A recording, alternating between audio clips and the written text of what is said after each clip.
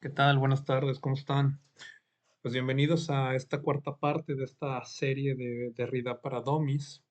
El tema que nos compete ahora es el proyecto titánico de Derrida que lleva por nombre la deconstrucción. Sin más, comencemos. A ver, retomando un poco, en los videos anteriores creo que ya quedó más que claro, como hemos visto, que el sentido nunca está plenamente presente.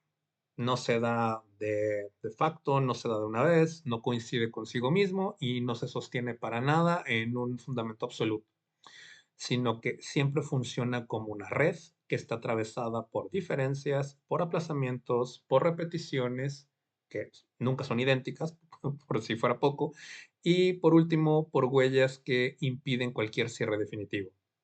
Con esto en mente, me parece que entonces la pregunta conductora es la siguiente. ¿Cómo es entonces que funciona esta red de sentido de la que está hablando Derrida y por qué es que se dice que nunca logra cerrarse del todo? Porque responder esa pregunta es justamente a lo que Derrida llama deconstrucción. Entonces, dicho sin rodeos, la deconstrucción no parte de una intención de destruir, ni tampoco de desacreditar, ni tampoco de evidenciar o mostrar que hay algo mal en eso aquello que se está analizando, ni mucho menos cae en el relativismo ni tampoco en una arbitrariedad interpretativa. A ver, deconstruir en estricto sensu es leer con una atención extrema, con máximo rigor, la lectura lógica interna de una red de sentido, hasta el punto donde termine mostrando o demostrando qué es aquello que necesita para sostenerse y cómo de eso aquello que necesita para sostenerse es que queda de manifiesto que hay una lógica de la exclusión para que ese sostén funcione. Dicho con otras palabras, la deconstrucción tiene por finalidad mostrar que el sentido no se funda en un centro sólido, sino más bien en tensiones internas que nunca se resuelven del todo. A ver, vamos a desmenuzarlo un poquito más, porque creo que sí está medio denso decirlo así. A ver, si me preguntaran, ¿qué hace realmente la deconstrucción? Se podría responder a que intenta organizar el sentido, jerarquizar conceptos y hasta qué punto decir qué puede ser fundamental y qué es secundario. Porque la deconstrucción no niega ese gesto. O sea, es decir, la pretensión de Ridiana no es colocarse fuera de la red para poder juzgarla. Creo que es al contrario. Lo que viene a hacer es acompañar ese gesto hasta su límite. Es como si fuera una lectura de cómo la red está intentando cerrarse y cómo en ese intento de cierre se va mostrando que hay algo que se necesita silenciar, relegar o hasta subordinar para lograr su cometido. Y creo que aquí conviene decirlo con toda claridad. La deconstrucción no es el intento de venir a corregir la filosofía desde una fuera, sino que eso mismo ocurre en el interior de sus redes, porque la deconstrucción parte de sus propios conceptos y mostrando sus límites, obviamente de los que está analizando, ¿verdad? Porque podemos partir de un punto clave, como es la cuestión de las jerarquías. Miren, piénselo por un instante. Cuando hablamos de redes, no podemos dejar de lado que toda red se organiza mediante oposiciones jerárquicas. La tradición lo ha manejado a diestra y siniestra. Presencia versus ausencia, habla, escritura, razón, locura, naturaleza, cultura, materia, forma.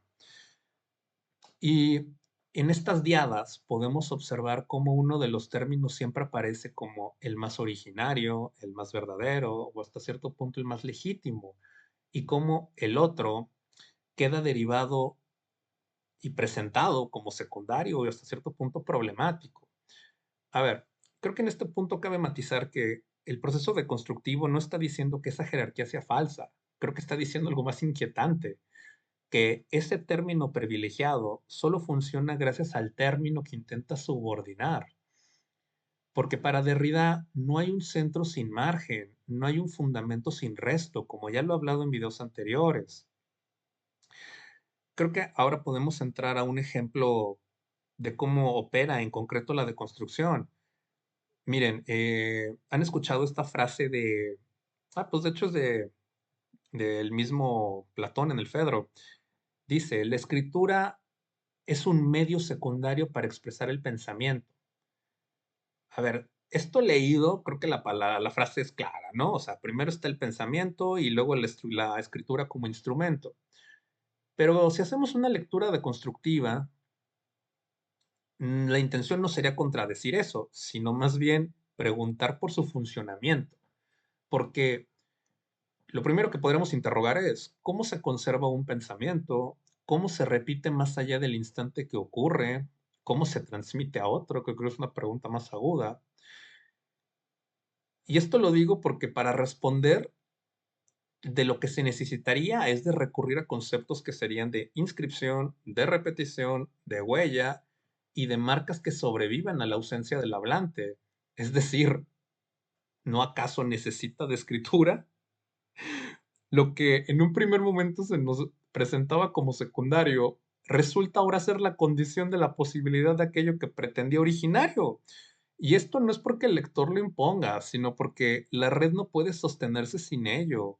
Y eso es justamente lo que es de construir. Mostrar que el centro depende de lo que está excluyendo o de lo que excluye. Entonces, ¿qué es lo que está mostrando este gesto? Que la deconstrucción no revela una contradicción pues, accidental, está revelando más bien su condición estructural. Es decir, la idea deconstructiva se sostiene en aquello que pone en riesgo la idea de presencia plena, de ahí sus conceptos de repetición, ausencia y huella. La deconstrucción, insisto, no pretende destruir la red, solamente muestra cómo funciona realmente, más allá de lo que cree decir de sí misma. Entonces me parece que ahí, como dije, se termina articulando pues, todo lo que hemos venido trabajando anteriormente. La deconstrucción no viene a introducir esa inestabilidad, la hace visible, muestra esa condición de quiebre, porque lee atentamente los puntos donde la red intenta fijarse y muestra que solo eso puede acontecer si lo hace desde la dinámica del desplazamiento. Entonces, por tanto, creo que vale aquí precisar qué es lo que no hace la deconstrucción. A ver, no se parte de concluir con un nuevo significado definitivo, porque tampoco se está buscando reemplazar un centro por otro, ni tampoco caer en el punto de sentirse dueño legítimo de poder decir dónde radica el verdadero sentido. Y esto es más que claro porque la intención de eso sería repetir el mismo gesto metafísico que acaba de mostrar, que el gesto, bueno, que ese gesto sería el de creer que el sentido puede cerrarse sin resto. Entonces, la deconstrucción no está decidiendo el sentido al que apunta, muestra por qué nadie puede decidirlo de una vez por todas. Por eso lo que les comentaba de esta frase célebre de que no hay fuera del texto, dicho con otras palabras sería, no hay fuera de la red. Porque esto no está diciendo que, ni tampoco debe pensarse en que está diciendo que no exista una realidad. O sea, lo que está diciendo es mucho más preciso. Es que no hay un punto externo desde el cual el sentido pueda garantizarse sin pasar por la red de diferencias, huellas e iteraciones. Entonces, todo lo que ocurre dentro y esto es porque toda lectura ocurre dentro de la red, de esa misma red que acabo de definir. Y por supuesto, toda crítica. Entonces, a manera de cierre y de conclusión, la deconstrucción, este proyecto derridiano, no es la destrucción del sentido, como se interpreta tristemente, sino más bien es la forma en que Derrida muestra que el sentido se desborda frente a quien intenta fijarlo. Entonces, bueno, leer de la mano de Derrida de manera deconstructivista no es desconfiar de la red, sino aceptar que ninguna red puede garantizarse a sí misma sin resto, sin eso aquello que pretende excluir, dejar de fuera para poder cerrarse. Entonces, me parece que ya tenemos más que claro los fundamentos para poder responder a lo siguiente en el siguiente video, que es la última pregunta que quedaría pendiente. Porque si la metafísica nunca ha podido cerrarse como ha pretendido, ¿desde dónde puede seguir pensándose después de la deconstrucción? Sin más, les agradezco, estimados, y nos vemos en el siguiente video. Saludos.